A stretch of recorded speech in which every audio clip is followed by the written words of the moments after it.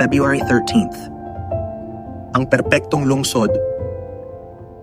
Siya ay naghanda ng isang lungsod para sa kanila. Hebreo 11:16. Walang polusyon, walang bandalismo, walang basura, walang natutuklap na pintura o nabubulok na garahe, walang tuyong damo o basag na bote, walang mararahas na salita sa lansangan, walang sagupaan ng harapan, walang alitan o karahasan sa tahanan, walang panganib sa gabi, walang panununog, kasinungalingan, pagnanakaw o pagpatay, walang paninira at walang kapangitan. Ang lungsod ng Diyos ay magiging perpekto sapagkat naroroon ang Diyos. Siya'y maglalakad dito at makikipag-usap dito at ihahayag ang kaniyang sarili sa bawat bahagi nito.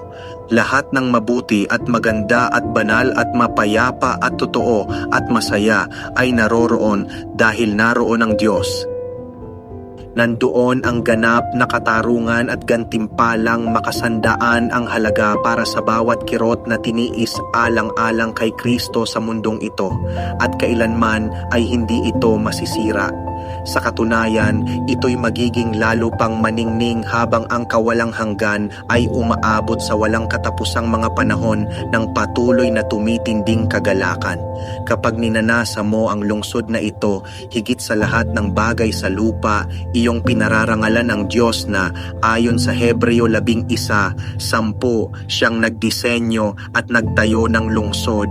At kapag ang Diyos ay pinarangalan, siya ay nalulugod at hindi nahihiyang tawaging siya ang iyong Diyos.